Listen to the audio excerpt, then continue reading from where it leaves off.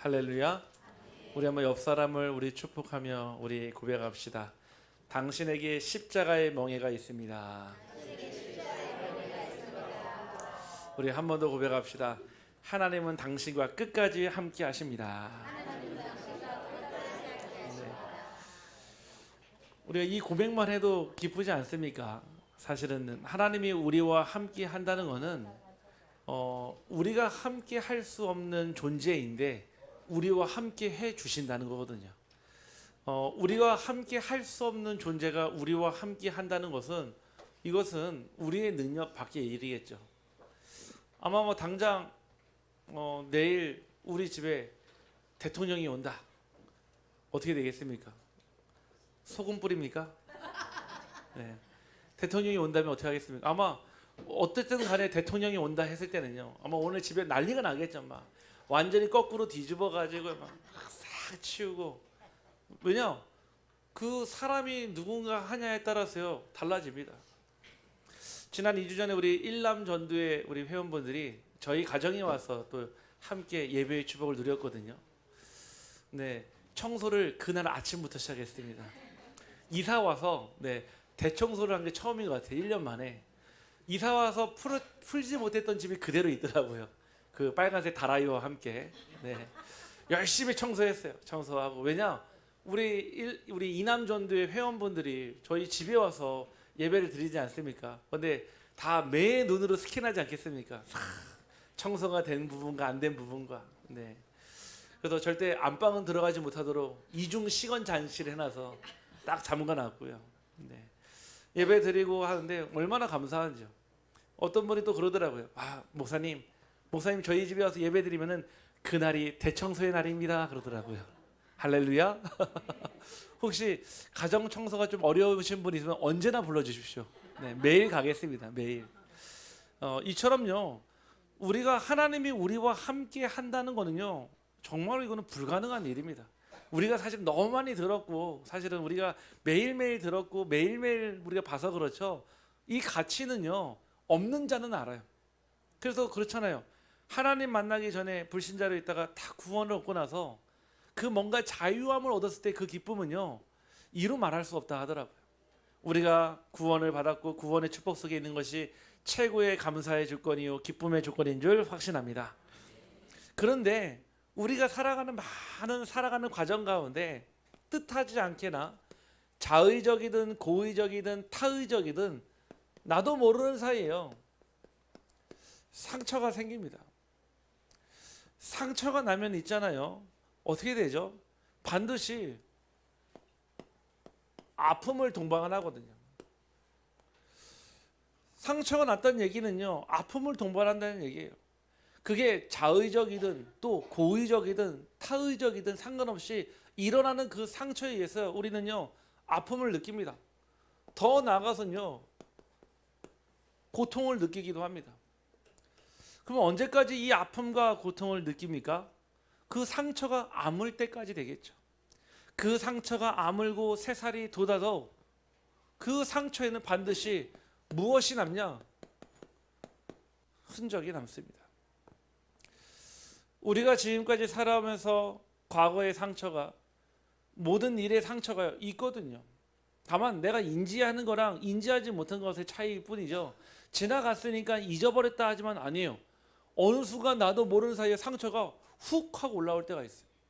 아니 별말 안 했는데 그냥 농담으로 듣고 농담으로 지나갈 수 있는 얘기인데 어떤 사람에게는요 굉장히 아픈 얘기가 돼요. 왜요? 상처가 건드려졌거든요.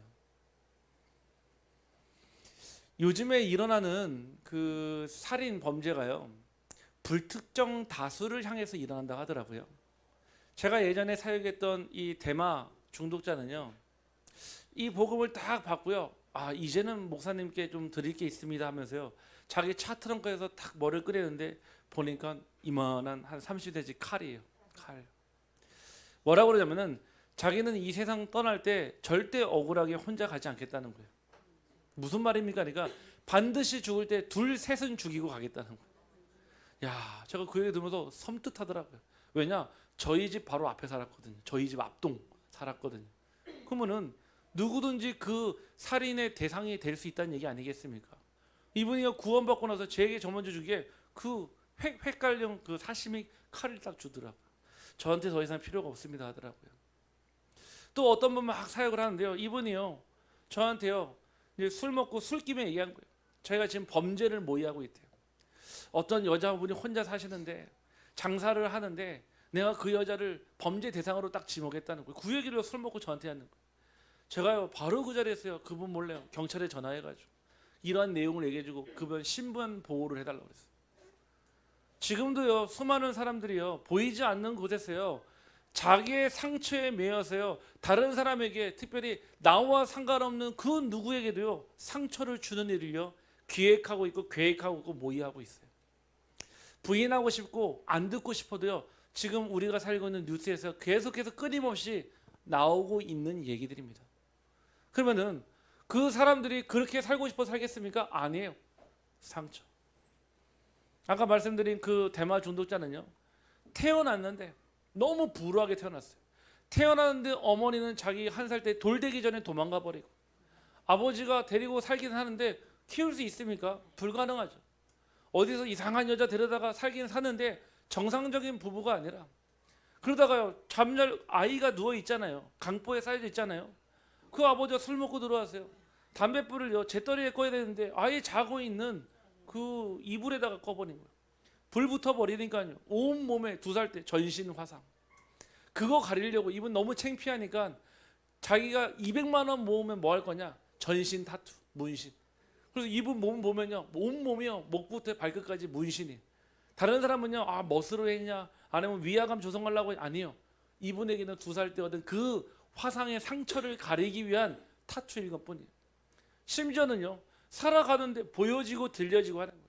심지어는 이 문제 해결하려고 서울의 유명한 신학교까지 갔는데요 거기서 그랬대요. 이 문제는 여기 와도 해결이 안 된다고. 심지어는요 뭐라고 했냐 몸에다가 지저스 예수라는 문구를 한번 타투를 넣어보라는 거예요.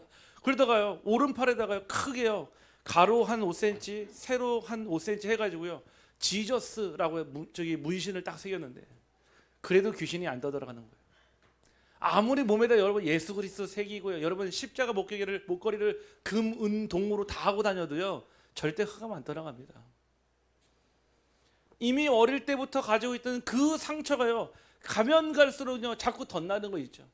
상처가 덧나니까요 고름 나고요 냄새 나고요 그러니까요 자꾸 포장하게 되는 거예요. 포장하면 뭐합니까? 상처는 점점점 더 골마가는데 오히려 상처는요 드러날 때 치유받습니다. 우리가 상처가 드러나는 것을 두려워하거나 무서워하거나 겁내하지만요 창피하지 아닙니다. 상처가 드러날 때 치유받고요 상처가 드러날 때 회복이 됩니다. 그래서 우리에게 하나님은 우리 과거의 모든 일들과 그 어떤 것들도요 그냥 상처가 아닌 영광의 상처로 남기를 간절히 원하십니다.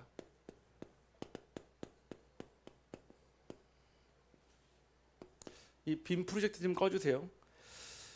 영광의 상처는 무엇일까요? 하나님은 우리에게 우리의 인생을 아시고 찾아오셨거든요. 그러면서 여러분들이 반드시 질문하셔야 됩니다. 여러분들이 어디에 있든지 무슨 질문을 하셔야 되냐? 내가 있는 이곳에 하나님의 계획은 무엇인가? 질문하셔야 돼요. 여러분들이 학교에 있을 때, 여러분들이 직장에 나갔을 때, 또한 여러분들이 교회에 있을 때는 어딜 갈 때든요 제일 먼저 질문할 것은요 여기에 맛집이 어디 있냐가 아니라 하나님의 계획은 무엇인가입니다. 이 질문이 나와야 돼요. 왜 하나님 나를 이곳 안동에 보내셨을까요?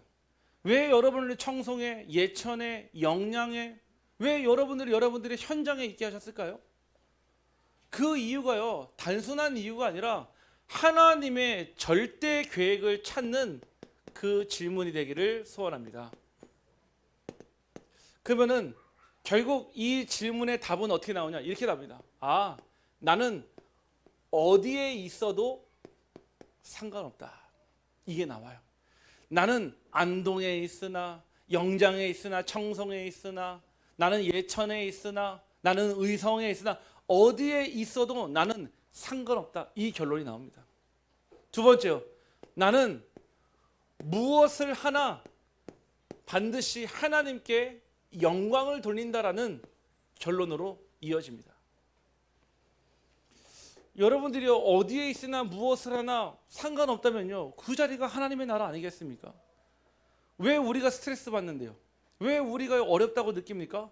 그곳에서 하나님의 계획이 발견되지 않으니까요, 자꾸요 다른 질문하는 거예요. 나쁘진 않습니다. 왜? 하나님 왜 나를 여기 보냈습니까? 하나님 나는 왜 여기 있어야 됩니까? 하나님 나는 왜 거기로 가야 합니까? 이유가 있습니까? 하나님의 절대 계획 외에는 이유가 없어요. 우리는 또 질문합니다. 하나님 어떻게 할까요?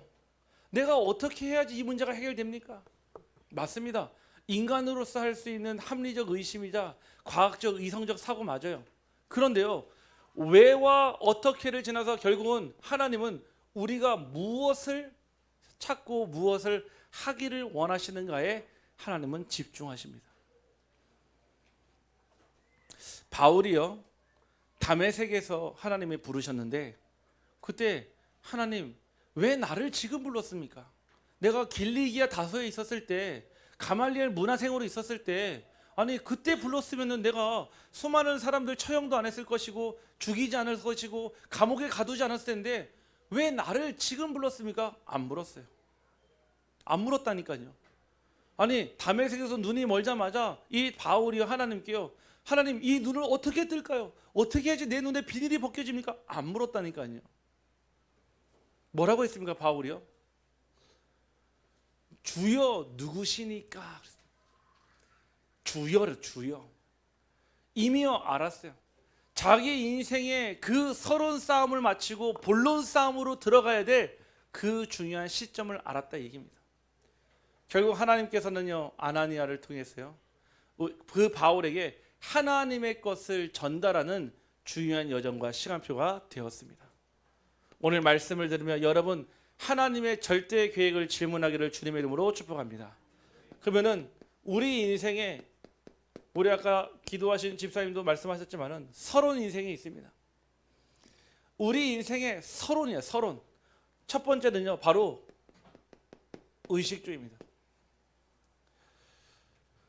먹고 사는 문제가 중요하죠. 평생 갑니다. 저 역시도요 한 5년을요 직장 생활을 했고요 7년을요 사업을 했거든요. 제가 진짜 이 직장 생활하면서 사업하면서요 저는 이게 인생의 전부인 줄 알았어요. 열심히 하고 최선을 다하고 성실하게 하면은 이 문제가 해결되는 줄 알았어요.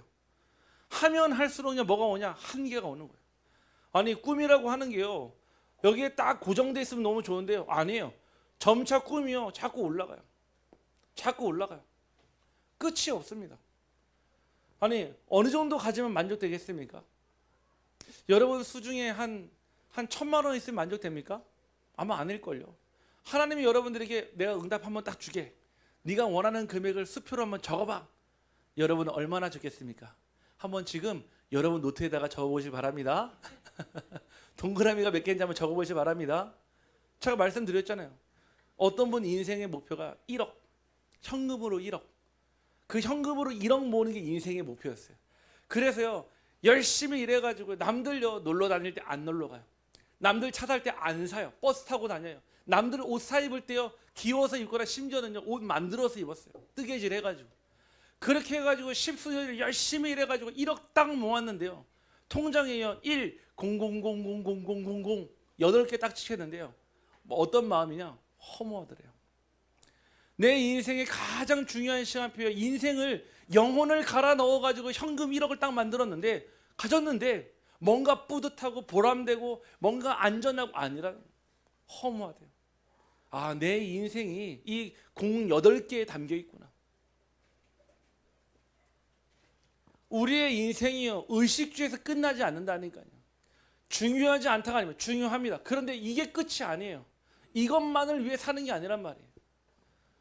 아니 조금 더 나아가면요 의식주가 해결될 수 있습니다. 업을 통해서요 성공을 하고요 응답받으면 해결돼요. 그런데 또 와요. 뭐가 오냐? 성공.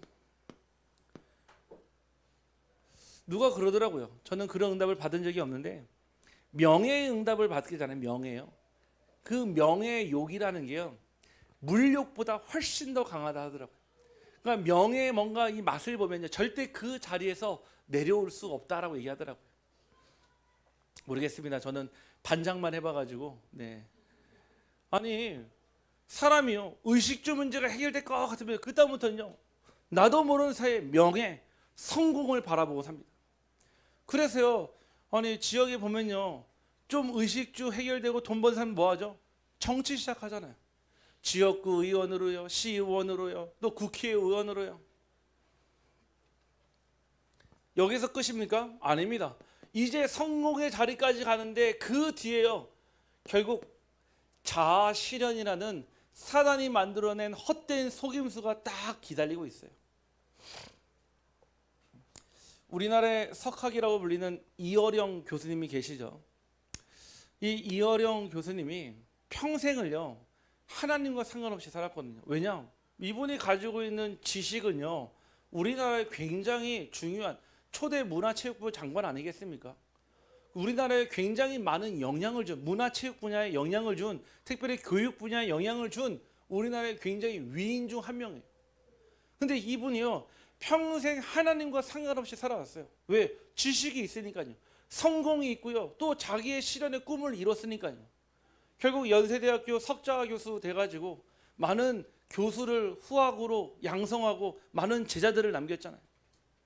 그런데 그 이어령 교수 딸이요 목사가 됐어요. 하나님의 자녀가 되고 목사가 됐어요.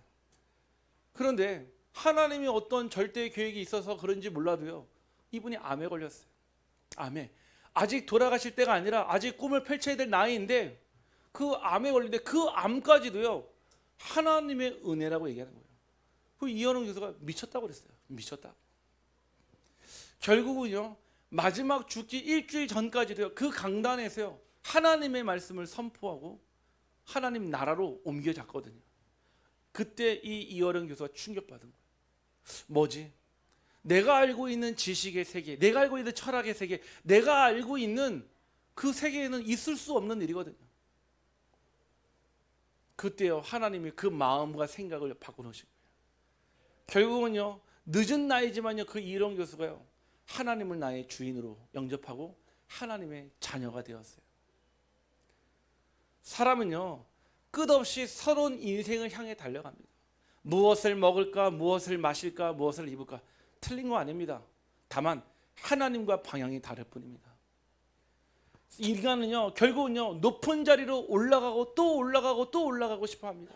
나쁜 거 아닙니다. 결국 바벨탑이 됩니다. 자아 실현의 꿈을 가지고 있지만 결국 하나님의 꿈보다 나의 꿈이 앞서니까요 늘 항상요 이 안에서요 방황하는 거예요. 아십니까? 이 속에 얼마나 큰 외로움이 있는지요. 우리는 외로울 틈도 없는데 이 사람들은요 굉장히 외로워요. 그래서 마약은요 돈 없는 사람들이 하는 게 아니에요. 의식주 문제 대부분 해결되는 사람들이 합니다. 비싸거든요. 아니 비싸 한 대 무슨 담배처럼요 4,500원 하는 게 아니에요. 이 마약은요 한 대 몇십만 원씩 몇백만 원씩 합니다. 돈 없으면 하지도 못해요. 아니 마약 누가 하냐? 성공한 사람들이 하더라니까요. 교수, 의사, 대기업 간부. 자아 실현의 꿈을 이미 이룬 사람들이요 결국 왜 마약에 손댑니까? 안 되는 거예요. 그 마음에 채울 수 없는 허무함과 허망함과 공허함이 있으니까 아무리 채워다 넣어도요 아무리 의식주, 성공, 자아 실현을 딥다 부어도요 안 채워져요. 진짜 그렇습니다. 지금도 어떤 분한테 기도 부탁 받았어요. 자산은 몇백억대 부자. 아들은요 MIT 의대, MIT 우리나라 서울대 아니 여기 안동대 의대가 없지만 경북대 의대 가는 것도 힘든데요. MIT 의대를 들어가는 건 이거 더 어려운 일 아니겠습니까? 그럼 뭐 합니까? 아니 남편이 몇 달째 방에서 안 나와요. 씻지도 않고요. 몇백억 있으면 뭐 합니까? 아니 그 돈으로 목욕탕을 몇천 개 지을 수 있으면 뭐 합니까? 자기가 씻지 못하는데. 서러운 인생. 우리 비추력의 우리 성도님들은 서러운 인생을 이미 끝낸 싸움에 승리한 줄 확신합니다.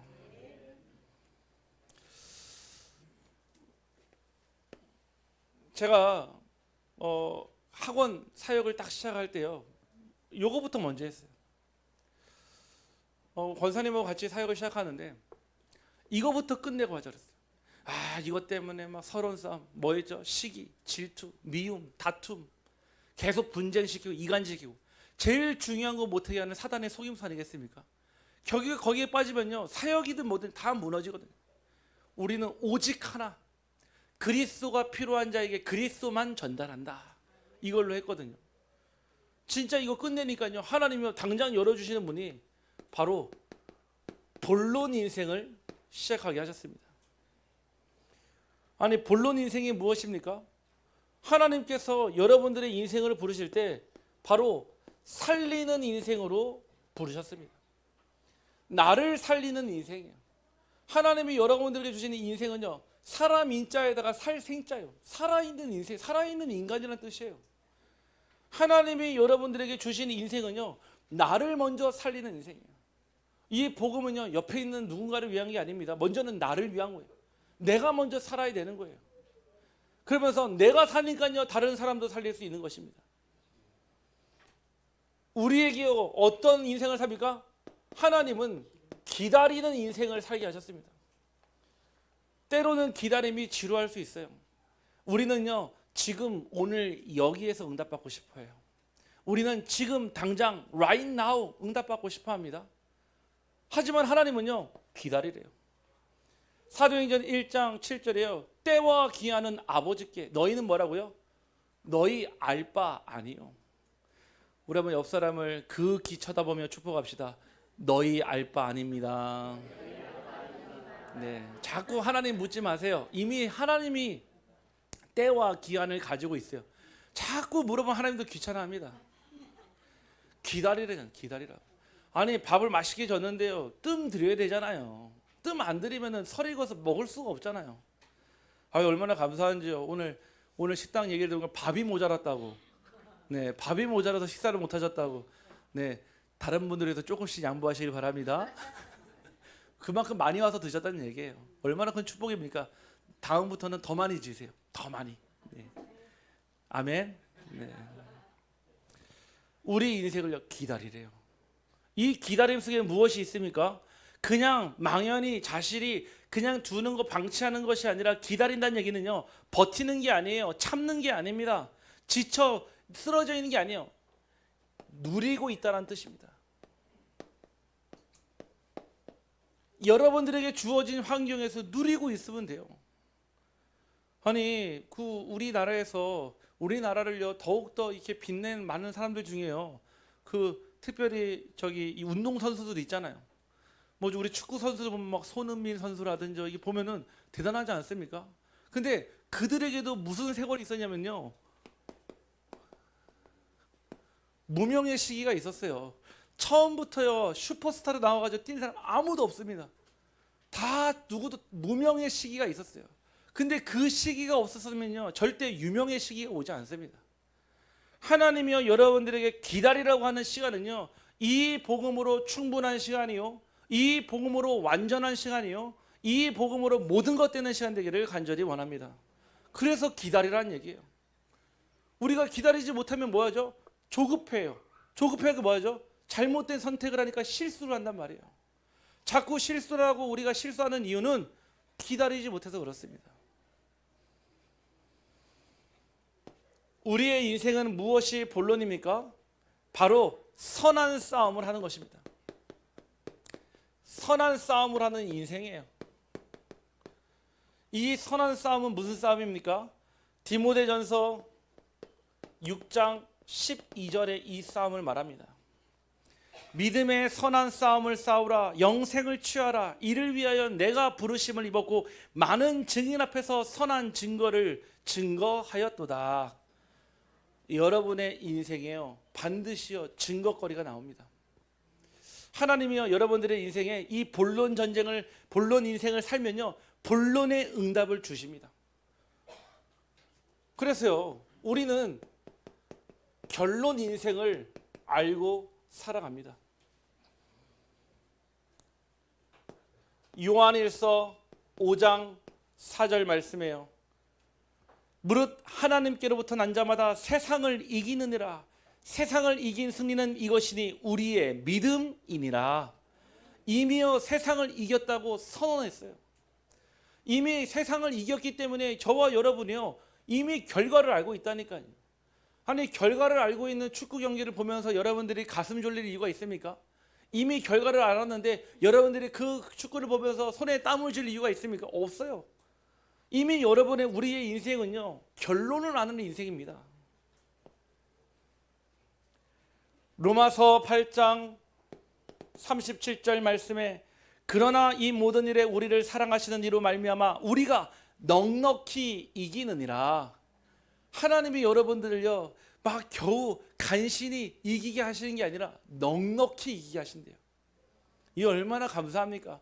아니 차고 넘치는, 예전에 예수님께서 광야에서요 그 수백만의 이스라엘 백성들에게 말씀을 쫙 전하는데 맨날 며칠 하다 보니까요 밥을 먹어야 되는데 아니 한 10명, 20명, 한 100명도 갈 만한 식당이 없는데요. 그 수십만 수백만 원 어디서 밥을 먹입니까? 식당도 없고요.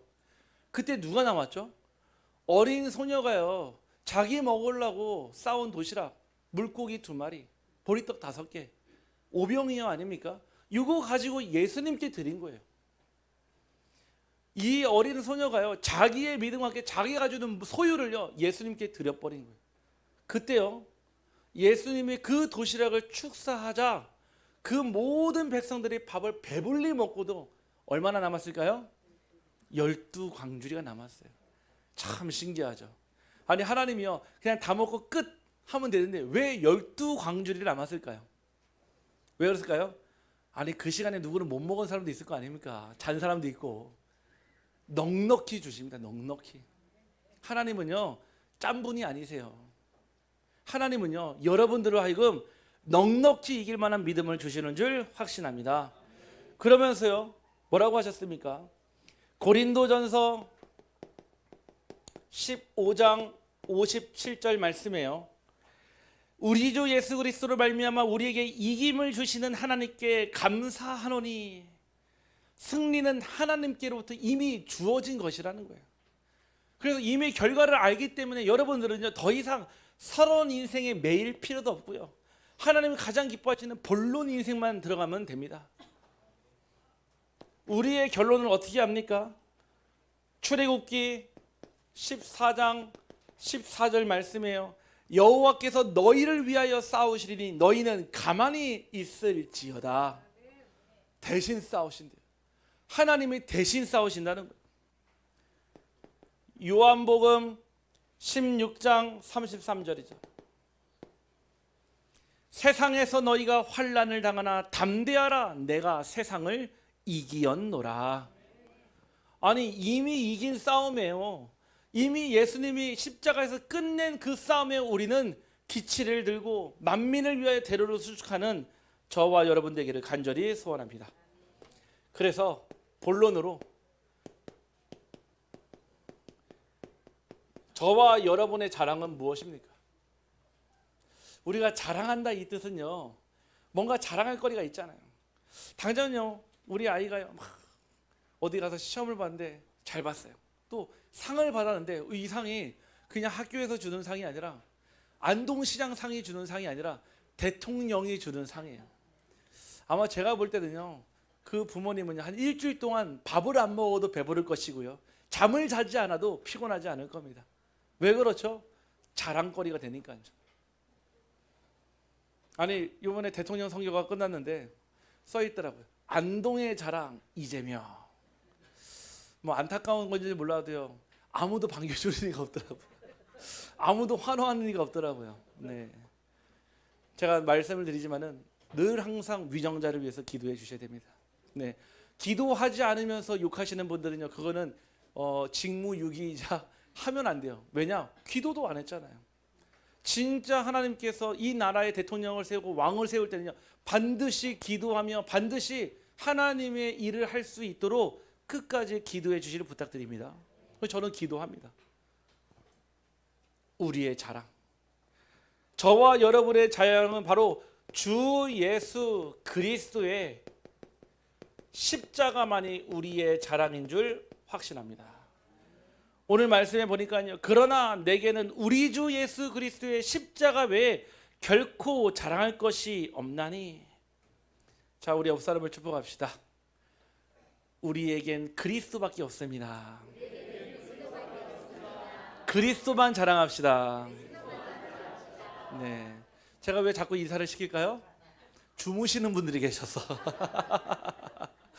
네, 주의 영으로 깨어 있길 바랍니다. 네, 우리에게 자랑할 거는요, 주 예수 그리스도의 십자가밖에 없어요. 그래서 우리는 십자가 복음을 받은 거예요. 십자가 복음이요. 이 십자가는요, 그리스도의 보혈에 끝난 그 십자가란 말이에요. 승리의 십자가고요. 이 십자가가 저와 여러분 안에 있다, 이 얘기입니다. 우리의 자랑이에요. 평생 자랑이에요. 그래서 우리 렘넌트들한테 부탁합니다. 나중에 우리 렘넌트들이요, 우리 뭐 그림을 그린 렘넌트도 있고요, 또 공부하는 렘넌트도 있고요, 또 많은 현장에서 있는데 또 축구하는 렘넌트도 있잖아요. 나중에 우리 렘넌트가 발롱드로 상을 딱 받을 때 그때 뭐라고 고백하면 되겠습니까? 아, 저를 키워주신 부모님과 저를 인도하신 선생님과 더 중요한 것은 하나님께 영광을 돌려드립니다. 아멘. 우리가요, 나중에 딱 한마디 남길 때 있다면요, 결국 예수 그리스도의 십자가 외에는 결코 자랑할 것이 없습니다. 우리의 자랑은 무엇입니까? 바로 구원받은 영혼이 자랑입니다. 여러분을 통해 이 복음을 받고 여러분을 통해 구원받은 그 영혼이 여러분들의 자랑이며 우리의 자랑입니다. 데살로니가전서 2장 19절 말씀이요, 우리의 소망이나 기쁨이나 자랑의 면류관이 무엇이냐? 그가 강림하실 때 우리 주 예수 앞에 너희가 아니냐? 너희는 우리의 영광이요 우리의 기쁨이니라. 여러분들이요, 전도에서 하나님께 인도한 그 영혼이요, 여러분들의 자랑이요 우리의 자랑이요 하나님의 자랑입니다. 어제요, 우리 양떼다락방에서 우리 초청 캠프 하지 않았습니까? 어제 그 좁은데 27분 오셨어요. 오셔가지고 초청받아서 어제 5분이 영접을 하고 오늘도 2분이 또 교회까지 연결이 됐거든요. 그 현장이요, 지금 6년째요, 매주 토요일 2시마다 예배 드리고 있어요. 눈이 오나 비가 오나 봄이나 여름이나 가을이나 겨울이나 이게요, 지속한다는 거는요, 그 현장에 하나님의 절대 계획이 있고 성취되고 있다는 뜻입니다. 진짜 그 현장에서요, 구원 얻을 자가 다 와야 된다니까요. 나중에는 아, 나 거기 가봤어. 거기 가봐. 뭐 문제 생겼다, 우울증 걸렸다, 아니 밤에 막 꿈 꾼다, 밤에 어려움 온다, 어디가, 여기 가라. 어제도 어떤 한 분이 신앙 상담 오셨어요. 자꾸 꿈에요, 무당이 나타난대요. 무당 나타나가지고 자꾸 흔든다는 거예요. 근데 저한테 그러더라고요. 아, 이거 작은 무당 아닌 것 같다, 큰 무당 같다고. 제가 그래서 그분은 작은 그리스도 고백하지 마시고 큰 그리스도 고백하시라고. 제가 그랬어요. 개꿈이에요, 개꿈. 속지 말라고. 아니, 이분이 막 은혜 받으려고 하고 시간표 써 들어가려고 하니까요, 아니 계속 똑같은 꿈이요, 계속 무당이 나타난다는 거. 나타나가지고 앞에서, 자기 앞에서 막 흔들어 제낀다는 거예요, 깃대를요. 속지 마십시오. 이미 십자가에서 완전히 결박된 사단인 줄 확신합니다. 속지만 않으면 돼요. 아니, 그거 뭐합니까? 아니, 그거면 뭐 부적 써야 됩니까? 하나님 믿었는데 꿈에 나타나면요, 뭐 구치라도 한번 해야 됩니까? 우리가 전도한 정말 구원받은 그 영혼이요, 우리의 자랑이라. 그래서 저는요, 우리 양떼다락방, 또 우리 현장에 곳곳에서 예배드려지는 현장, 또 구원받은 많은 영혼들이 우리 교회를 통해 지역 곳곳에 세워지기를 주님의 이름으로 축복합니다. 우리의 자랑은 무엇입니까? 바로 하나님께서 우리에게 주시는 그리스도의 역사입니다. 로마서 15장 7절 말씀이에요. 17절 18절 말씀이에요.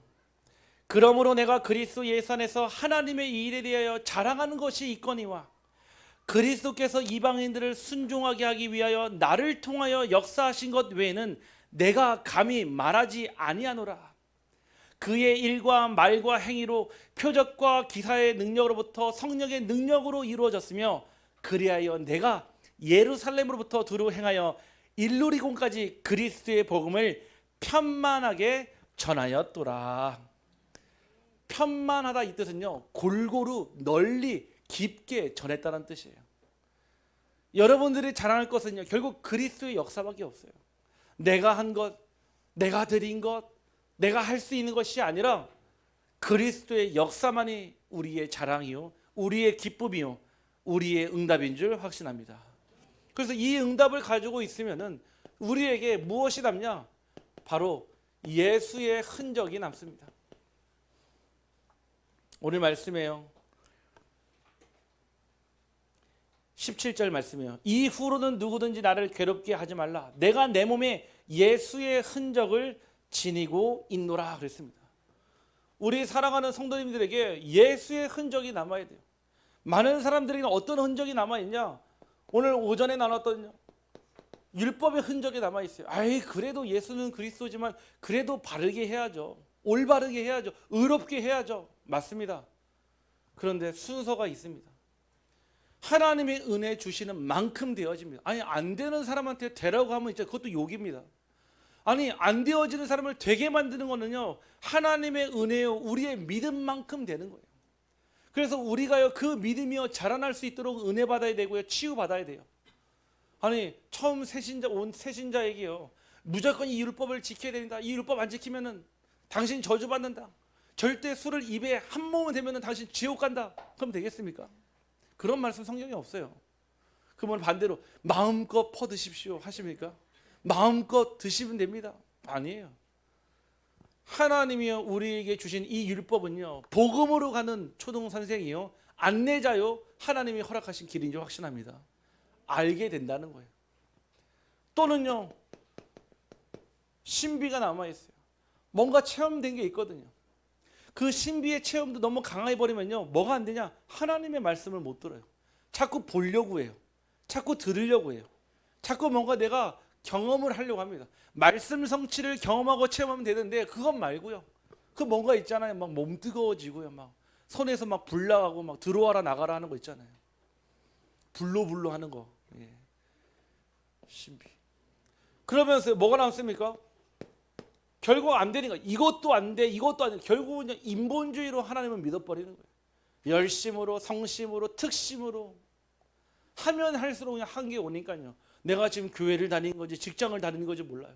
내가 교회를 다니는 건지 내가 교회 와가지고 상처를 받으러 오는 건지 모르는 거예요. 왜냐? 이 흔적이 내게 남아있지 않으니까. 이 흔적이 아니라 우리를 오직 복음의 흔적만 남기기를 간절히 원하십니다. 제가 어떤 정신병원에서 사역을 하는데 어떤 청년 한 명이 연결됐어요. 날씨가요 한 8월 정도 되니까요 엄청 무더운 날씨인데 저를 딱 만났는데 긴 옷을 입고 왔어요. 긴 옷을요. 잠깐 대화를 나누니까 이미 벌써 병원 생활한 지가 9년이 넘었대요. 나이가 몇 살이냐? 28살이에요. 그러니까 19살, 그러니까 그 10대 후반의 나이부터 병원 생활을 시작한 거예요.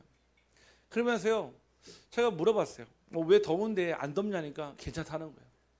나중에 들어보니까요 수백 번 자해를 해가지고 이 손이요, 이 손목부터 이 팔꿈치까지요 새까만 거예요. 그래서 반팔을 입을 수가 없대요. 이 친구 잠깐 만나는데요 이미 벌써요 막 약에 완전히 이게 막 쪄들어가지고 눈이요 대화할 수 있는 눈이 아니에요.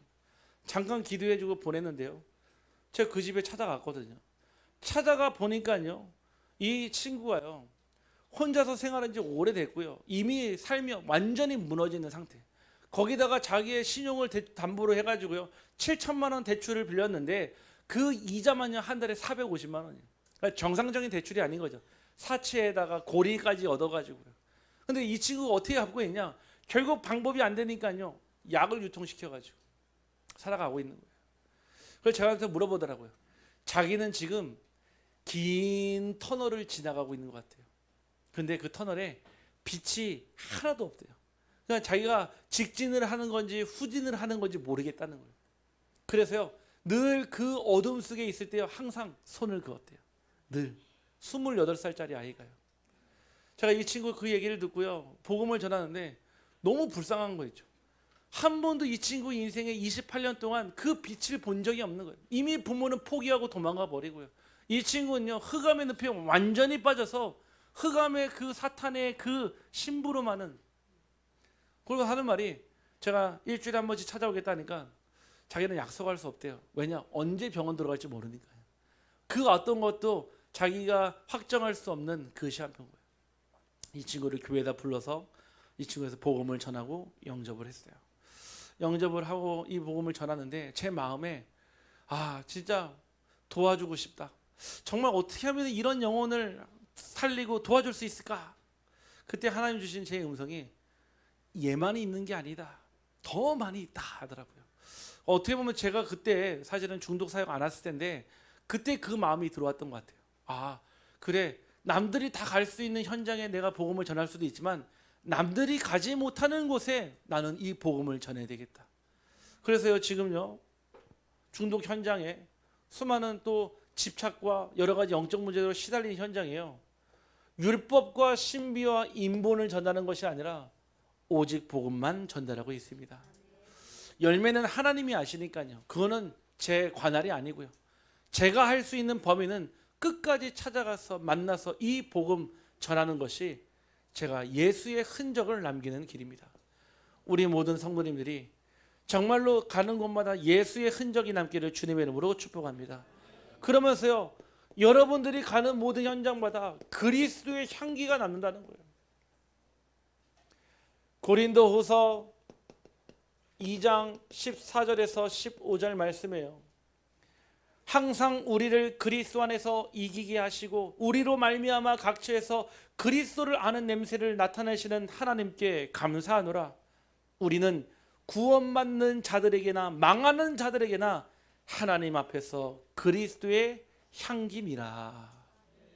저와 여러분은 그리스도의 향기래요. 여러분 아시죠? 네, 응가에는요 똥파리만 사옵니다. 왜냐? 그렇게 만들어졌어요.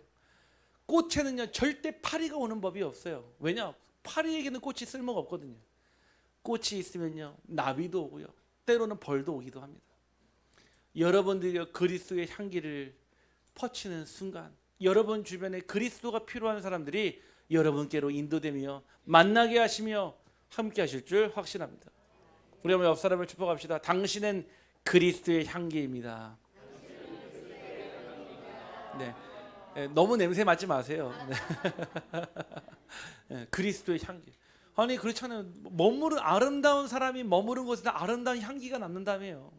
여러분들이 그리스도의 향기가 남으니까요, 그 향기를 쫓아서 교회로, 여러분들을 쫓아서 현장으로, 여러분들의 그 그리스도의 향기를 쫓아서 예배의 자리로 오기를 간절히 원합니다.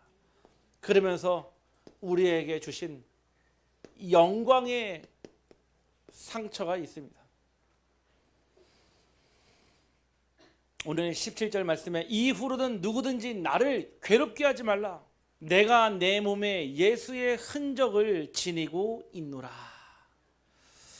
그 무슨 뜻입니까? 제가 바울의 몸은 보지 않았지만은 수많은 매와 채찍과 돌도 맞았고요, 아마 상처투성이었을 겁니다. 이미요 그 몸에는요 많은 상처로요, 심지어는요 몸의 신체 기능도 일부는 저하가 돼서 제대로 된 기능도 못했을 겁니다. 그 정도로요 이 몸이요 완전히 부서지고 망가졌어요. 그런데도 불구하고요 그것을요 영광의 상처라 했거든요. 이 바울이요 매와 고난과 박해를요 예수의 흔적으로, 또한 이거를요 영광의 상처로 여기니까요 그 영광의 상처에요 하나님이 세 가지의 응답을 주시는데 무엇을 주십니까? 바로 축복의 통로를 열어주시고 응답의 과정을 응답하시며 또 하나님께서 주시는 발판의 축복을 주십니다. 지금 당장은요 아픈 것 같죠? 아니 상처에는요 쉽게 잊혀지지 않아요. 아니 그게 말 몇 마디 한다고 메시지 몇만 듣는다고 상처가 치유됩니까? 안 그래요. 계속 들어야 돼요. 계속 듣고 어느 정도냐, 그 상처가요 아물고요 그 상처에서 새살이 돋아서 더 이상 내게 아픔이 아니라 간증이 될 정도로 발판되기를 바랍니다. 상처에는요 스토리가 있습니다. 전에 제가 어떤 한 분께 상처를 드린 적이 있거든요.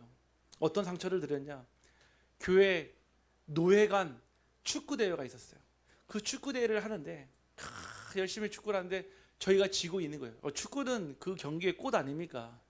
그런데 막 지고 있으니까요. 제가 한 분을 모셔봤어요. 이분이요 축구 정말 잘하시는데 족구를 하고 계시더라고요. 그래서 장로님 지금 축구를 하셔야지 족구할 때가 아닙니다. 설득해가지고 데려와서 축구를 막 했는데 이분이 골키퍼를 하셨거든요. 골키퍼를요. 골키퍼를 했는데요. 공격수랑 딱 부딪히면서요. 무릎이요. 완전히 아작이 난 거예요. 10대, 인대, 전후박, 측면 다 끊어진 거예요. 그래가지고 그분이요. 그 실려서 병원 가서 그것 때문에 막 수술 받고 그것 때문에요. 보니까 상처가 이만큼 있더라고요. 누구 얘기냐? 저희 아버지 얘기예요. 네, 저희 아버지 얘기거든요. 네. 얼마나 죄송한지 아들로서 사실은요 건강하게 모셔야 되는데 아니 수술을 했으니까요. 그런데 하나님이요 그거를 축복의 발판으로 바꾸셨어요.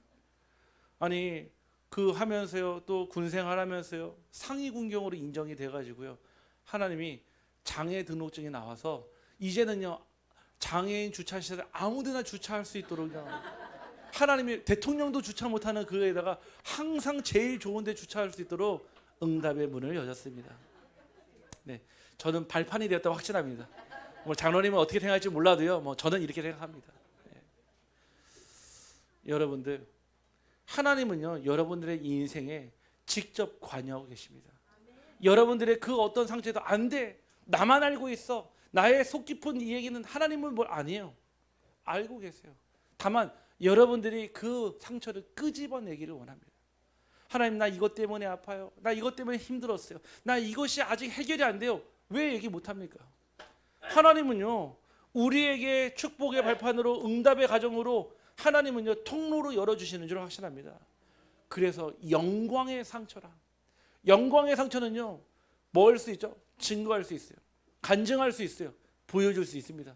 내게 이런 상처가 있었지만 나는 상관없다. 왜? 지금 내게 아픔과 고통이 아니라 기쁨과 희락의 도구요 하나님의 축복의 발판이기 때문에 그렇습니다. 혹여 아직도 이 영광의 상처가 내게 잘 이해가 안 되고 아직도 불편하면 모르겠으면요 권영진 장님을 찾아가세요. 제가 봤거든요. 수술할 때요. 가로 세로 20cm씩 영광의 상처가 남아 있습니다. 많은 사람들인데 보여달라고 하지 마시고요. 몰래 보여달라고 하세요. 네. 우리 레몬트들을 같이 보고 왔잖아요. 장로님 수술 받으실 때요. 영광의 상처. 왜죠? 그 암으로 말미암아요. 오히려 무엇을 얻었죠? 새 생명을 얻었고요. 사명을 얻었고요. 그 사명으로 말미암아 이제 보너스 인생 사는 거 아니겠습니까? 하나님이요. 그때 왜 안 불러가시고 왜 더 살게 하셨습니까? 아직 하나님 하셔야 될 계획이 있으니까요. 여러분들이요. 진짜 이 언약 딱 붙잡으면요. 이게 이해됩니다. 아, 내 서러운 인생 더 이상 매일 필요가 없구나. 더 이상 할래냐 무할래냐 아무 의미가 없다니까요. 지금 나의 상처는요 무엇입니까? 바로 나의 언약입니다. 오늘 오전에 예배 끝나고 슬픔 속에 있는 어떤 성도님을 잠깐 불러서 위로하고 말씀을 전해드렸어요. 특별히 가족이 돌아가시게 되면 슬프지 않습니까? 어머니가 돌아가시고요. 올해는 오빠가 최근 며칠 사이에 돌아가신 거예요. 그것도 너무 갑작스럽게. 그러니까요. 아니 인사도 못하는 그 얼마나 안타깝습니까? 그 마음이 있는 거예요. 제가 그 소식을 듣고 나서 제가 세상적으로 위로할 수 없겠더라고요. 위로도 안 되고요. 뭐라고 말씀드렸냐? 우리 성도님 언약으로 붙잡길 바랍니다. 더 이상 하나님을 만나지 못하고 다른 지옥으로 가지 않도록 정말 남은 가족들에게 하나님의 구원을 베풀 수 있도록 언약으로 붙잡길 바랍니다. 제 말씀 드렸거든요. 알아들으시더라고요. 여러분들이요. 나의 상처는요 곧 나의 언약입니다. 여러분들이 언약되는 순간 그때부터는 상처가 아닙니다. 영광의 상처가 됩니다. 혹 여러분들 가정의 상처 있습니까? 남편에게 받은 상처, 아내에게 받은 상처, 또 부모로부터 받은 상처, 또 형제에게 받은 상처 있겠죠. 가정의 상처는 가정의 언약으로 붙잡기를 바랍니다. 나에게만 일어난 특별한 일이 아니에요. 하나님 주시는 언약이에요. 우리 렘넌트들이요 가정 안에서 일어나는 모든 일들은요, 언약으로 붙잡아야 됩니다. 그냥 지나가면 있잖아요, 미안하지만요, 대물림이라고 하죠. 내가 그 엄마 나이 됐을 때 똑같은 문제가 아니에요. 두세 배 더 강한 문제로 옵니다. 왜? 사단이 역사하잖아요. 지금도 이 사단은요, 계속 끊임없이요, 지옥 같은 인생에서 지옥으로 끌고 가고 있잖아요. 혹 여러분들이 교회에 있으면서 교회에서 받은 상처가 있습니까? 목회자로부터, 아니면요 성도들 간에, 아니면 일어나는 일들로 인해서요 혹시 상처받으신 분 계십니까? 그러면은 그 상처를 교회의 언약으로 붙잡기를 간절히 소원합니다. 어떤 성도들은요, 교회에 문제가 생기면요, 교회를 떠나면은 해결된다고 생각해요. 교회에 어려움이 생기면요, 교회를 떠나면은 그냥 그 문제는 나랑 더 이상 상관이 없다라고 생각합니다. 아닙니다. 저는요, 지금 어떤 계속 말씀 주고 있는 현장에 있는데요, 제가 그랬어요. 교회를 인도받고 싶대요. 제가 이 말씀 드렸어요. 내가 원하는 교회 가지 말라고 그랬어요. 아, 들어보니까 설교가 좋네. 아, 교회가 분위기가 괜찮고 좀 괜찮은 교회는 아니에요. 만약에 또 실패하면요, 어떻게 돼요? 제일 먼저 드는 생각은요, 또 교회를 옮겨야지입니다. 한 번이 어렵죠, 두 번은 쉽습니다. 그 얘기는요, 교회 마음대로 옮기지 마세요. 우리 교회만 다녀야 됩니다, 이 뜻이 아니에요. 하나님의 절대 계획을 찾아라 얘기해요. 하나님이 있으라고 하면 있어야 될 언약, 계획 찾고요. 떠나야 된다면 떠나야 되는 계획, 언약 붙잡으라 얘기입니다. 아무도 교회 붙잡지 않습니다. 왜냐? 교회의 주인은 하나님이시잖아요. 교회의 머리가 그리스도고요. 저와 여러분이 이 자리에 모인 게 누군가 의도해서 계획해서 모였습니까? 그런 적이 없잖아요.